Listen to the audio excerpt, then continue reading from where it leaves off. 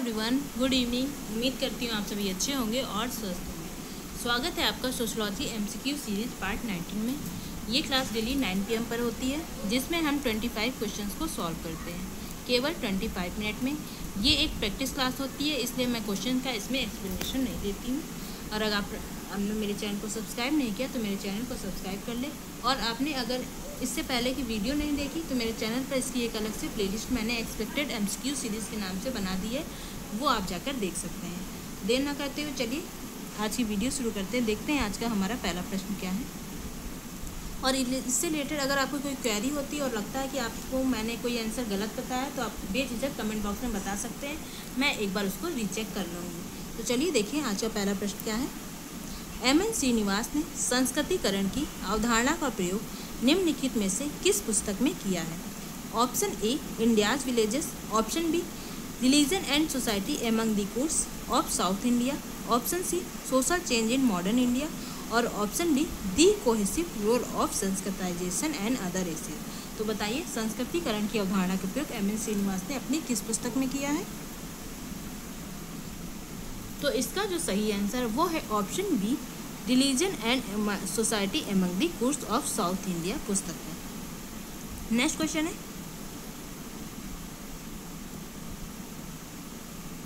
Max Weber ने सामाजिक क्रिया में कितने प्रकारों का उल्लेख किया है? Option A 2, option B 4, option C 6 और ऑप्शन डी 8। तो बताइए मैक्स वेबर ने कितने प्रकार की सामाजिक क्रिया की बात की है? तो इसका जो सही आंसर वो है ऑप्शन बी 4। नेक्स्ट क्वेश्चन है, स्टडीज इन एथनोमेटोलॉजी पुस्तक के लेखक कौन है? Option A Alfred Schutz, option B Robert K Merton, option C Harold Garfinkel और ऑप्शन डी किल्फर्ड गिब्स। तो बताइए स्टडीज इन एथनोमेटोलॉजी पुस्तक के लेखक कौन है? तो इसका जो सही आंसर है वो है option C Harold Garfinkel. Next question, समाजशास्त्र में सामाजिक तथ्यों के अध्ययन पर किसने बल दिया है? Option A Auguste Comte, option B Karl Marx, option C Emile Durkheim और ऑप्शन डी मैक्स वेबर। तो बताइए सोशल फैक्ट की बात कौन करता है? तो इसका जो सही आंसर है वो है option C Emile Durkheim. Next question, उम्मीद करती हूँ क्वेश्चन पूरा विजुअल होगा। Structure and function in primitive society पुस्तक के लेखक कौन है? Option A Anthony Giddens, option B Michel Foucault, option C AR Radcliffe Brown और ऑप्शन डी बी मेलिनोस। तो बताइए structure and function in primitive society पुस्तक किसकी है? तो इसका जो सही आंसर है वो है option C AR Radcliffe Brown. Next question, Bharat में जाति भारतीय आर्य संस्कृति का ब्राह्मण बालक है जो गंगा और यमुना के मैदानों पर प्रोसित हुआ, उधर से देश के अन्य भागों में पहुंचा। यह कथन किसका है? Option A Irawati Karve, option B GS Ghurye, option C MN Srinivas और ऑप्शन डी MK गांधी। तो बताइए ये डिफिनेशन किसने दी है? तो इसका जो सही आंसर है वो है option B GS Ghurye. Next question, the phenomenology of the social world पुस्तक के लेखक कौन है? Option A Harold Garfinkel, option B Erving Goffman, option C Clifford गिब्स और ऑप्शन डी अल्फ्रेड शुट्ज। तो बताइए the phenomenology of the social world पुस्तक किसकी है? तो इसका जो सही आंसर है वो है option D Alfred Schutz. Next question, अपनी किस पुस्तक में इरविंग वॉकमैन ने नाटकीय उपागम अभिनय शास्त्रीय उपागम का उल्लेख किया है? Option A mind self and society, option B asylum, option C the presentation of self in everyday life और ऑप्शन डी इंट्रोडक्शन रिचुअल। तो बताइए किसमें बात की है अभिनय शास्त्रीय उपागम मतलब ड्रामेटिकल अप्रोच की, और बाकी पुस्तकें भी बताइएगा कौन सी किसकी है। तो इसका जो सही आंसर है वो है option C the presentation of self in everyday life. Mind self and society किसकी पुस्तक है? ये पुस्तक है GH मीड की। देन असाइलम किसकी पुस्तक है? ये पुस्तक किसकी है? ये पुस्तक भी है गॉफमैन की। देन है इंटरेक्शन रिचुअल की बात कौन करता है?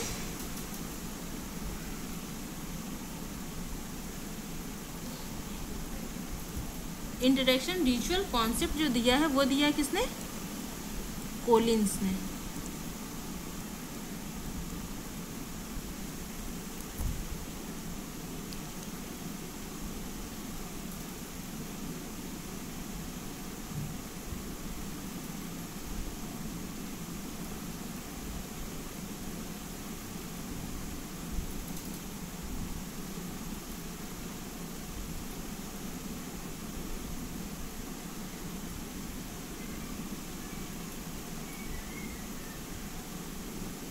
कॉन्सेप्ट जो दिया है वो कोलिंस ने दिया है, और बुक जो लिखा है वो किसने लिखा है? वो लिखा है गॉफमैन ने।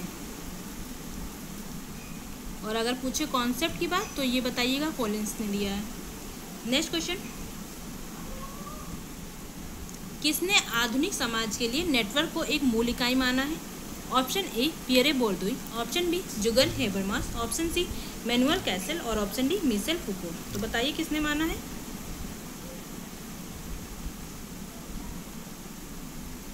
तो इसका जो सही आंसर है वो है ऑप्शन सी मैनुअल कैसल।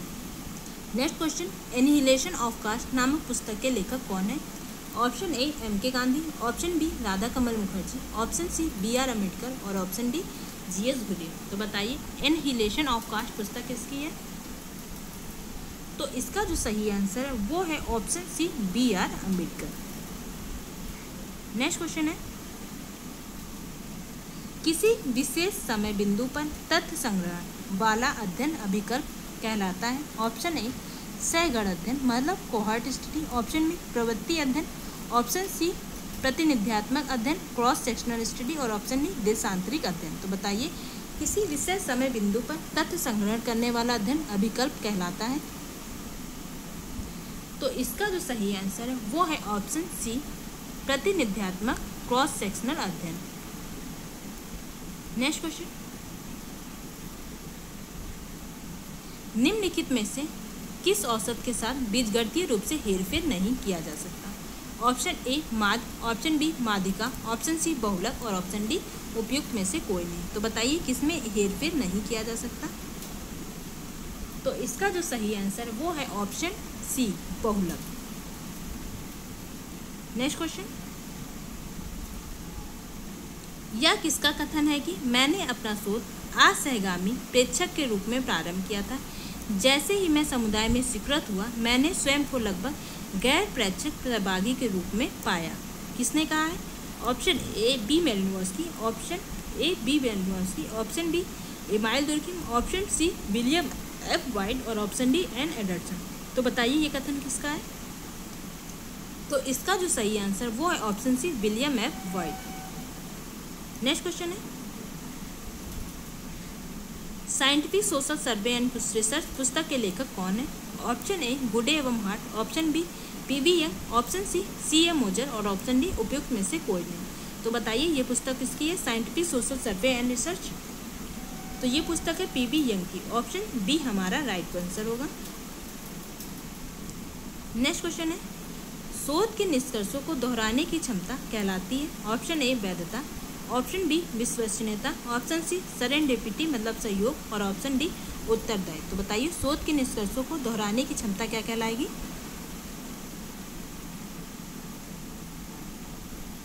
तो इसका जो सही आंसर है वो है ऑप्शन बी विश्वसनीयता मतलब रिलायबिलिटी।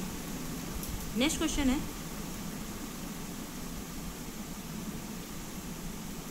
निम्नलिखित में से कौन सामाजिक अनुसंधान में व्यक्तिगत अध्ययन केस स्टडी का उपयोग करने वाला प्रथम व्यक्ति है? Option A Emile Durkheim, option B Frederic Le Play, option C Herbert Spencer और ऑप्शन डी कार्ल मार्क्स। तो बताइए किसने केस स्टडी का सर्वप्रथम प्रयोग किया था? तो इसका जो सही आंसर है वो है option B Frederic Le Play. Next question है, किस प्रकार की नमूनाकरण विधि आदर्श रूप से अनुकूल नहीं है जहां पर जनसंख्या के बारे में कोई ज्ञान नहीं है? ऑप्शन ए सुविधाजनक निदर्शन विधि मतलब convenient sampling method, option B उद्देश्यपूर्ण निदर्शन विधि purposive sampling method, option C quota निदर्शन विधि कोटा सैम्पलिंग मेथड और ऑप्शन डी स्नोबॉल निदर्शन विधि स्नोबॉल सैम्पलिंग मेथड। तो बताइए कौन सा आंसर सही होगा?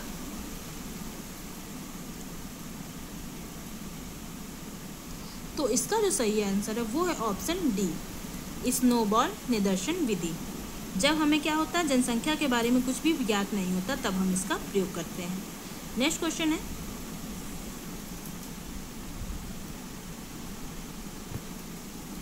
समाज मिति संबंधित है। ऑप्शन ए DC मैकलैंड से, ऑप्शन बी JL मोरोनो से, ऑप्शन सी WF वाइट से और ऑप्शन डी P गिडिस से। तो बताइए समाज मिति किससे संबंधित है? तो इसका जो सही आंसर वो है ऑप्शन बी JL मोरोनो से। नेक्स्ट क्वेश्चन है, जब एक चर गुणात्मक तथा दूसरा चर मात्रात्मक हो तो उन दोनों के मत सहवर्ती ज्ञात करने के लिए किस मापन का प्रयोग किया जाता है? ऑप्शन ए यूले का, ऑप्शन बी पाई गुणांक का, ऑप्शन सी रैख संबंध का और ऑप्शन डी काइबर का। तो बताइए जब एक चर गुणात्मक होता है और एक चर मात्रात्मक होता है तो किस विधि का प्रयोग करते हैं? तो इसका जो सही आंसर वो है ऑप्शन डी काई स्क्वायर का। नेक्स्ट क्वेश्चन है, निम्नलिखित में से किस शोध में नियंत्रण समूह सम्मिलित है? ऑप्शन ए वर्णनात्मक शोध विकल्प, ऑप्शन बी सर्वेक्षण शोध विकल्प, ऑप्शन सी प्रयोगात्मक शोध विकल्प और ऑप्शन डी अन्वेषणात्मक शोध विकल्प। तो बताइए नियंत्रण समूह किसमें सम्मिलित होता है? तो इसका जो सही आंसर वो है ऑप्शन सी प्रयोगात्मक शोध अभिकल्प। नेक्स्ट क्वेश्चन,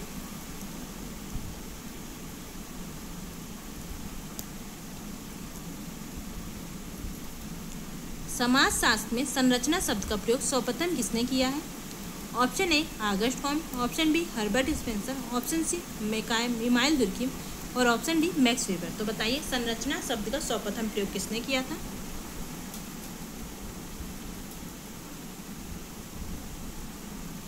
तो इसका जो सही आंसर वो है ऑप्शन बी हर्बर्ट स्पेंसर।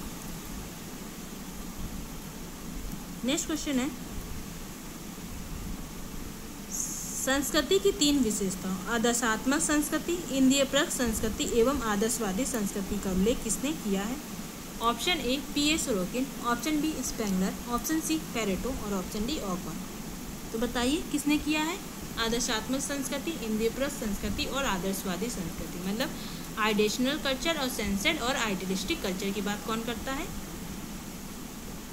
तो इसका जो सही आंसर है वो है option A P.A. Sorokin. Next question है, निम्नलिखित में से कौन सा समुदाय का अनिवार्य तत्व नहीं है? ऑप्शन ए हम की भावना, ऑप्शन बी ऐच्छिक सदस्यता, ऑप्शन सी सामान्य जीवन और ऑप्शन डी निर्भरता की भावना। तो बताइए समुदाय की विशेषता कौन सी नहीं है इसमें से? तो इसका जो सही आंसर है वो है ऑप्शन बी ऐच्छिक सदस्यता। ये किसकी विशेषता है? ये है समिति की विशेषता है। नेक्स्ट क्वेश्चन है,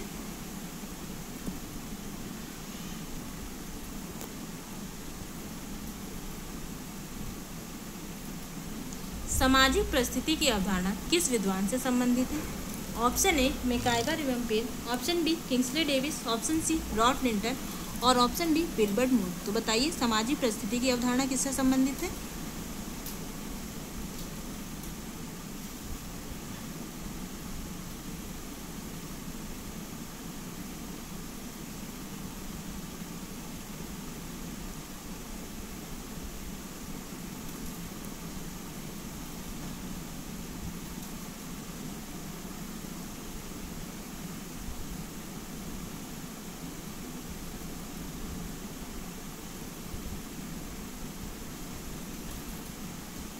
तो जो इसका फाइनल आंसर की में आंसर दिया गया है वो सी दिया गया है, रॉल्फ लिंटन, क्योंकि इन्होंने सबसे पहले परिस्थिति और भूमिका शब्द का प्रयोग किया था। किंग्सले डेविस भी इससे रिलेटेड हो सकते हैं। आप कमेंट बॉक्स में बताएं आपको कौन सा आंसर सही लग रहा है। मुझे तो किंग्सले डेविस लग रहा है, पर फाइनल जो आंसर की में इसका आंसर दिया गया है ये दिया गया है रॉल्फ लिंटन। ये क्वेश्चन में डाउट है, आप भी एक बार बताइएगा आप लोग को क्या लगता है। मेरे को तो किंग्सले डेविस लगता है, पर लिंटन ने क्या किया था, सर्वप्रथम भूमिका और परिस्थिति शब्द का प्रयोग किया था। और इसमें पूछा है सामाजिक परिस्थिति की अवधारणा किस विद्वान ने दी है? सोशल स्टेटस की बात। तो अगर यहाँ पर मैक्स वेबर होते तो सबसे ज़्यादा most appropriate answer max weber होते हैं। बाकी आप लोग भी बताएं इसका आंसर क्या हो सकता है। ये डाउटफुल है, इसलिए इसमें क्वेश्चन में इसकी गिनती हम नहीं करेंगे।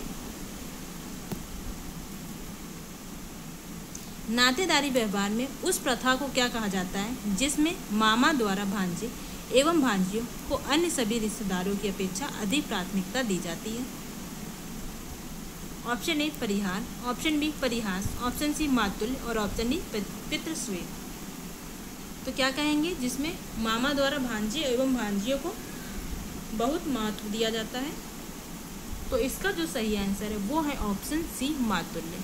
तो एक क्वेश्चन में डाउट था, तो इसके लिए हम एक्स्ट्रा एक क्वेश्चन करेंगे।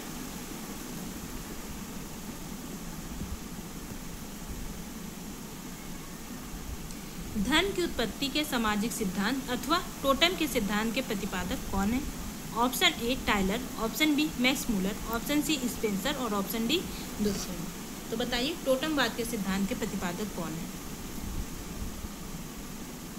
तो इसका जो सही आंसर वो है ऑप्शन डी इमाइल दुर्कहेम। इस क्वेश्चन का आंसर मैं कमेंट बॉक्स में पिन कर दूंगी बाद में, एक बार आप बाद में कमेंट बॉक्स चेक कर लीजिएगा। बाकी आप वीडियो ऑफ होने के बाद आप सभी बताएं कि आपको इसमें से कौन सा आंसर अप्रोप्रिएट लगता है।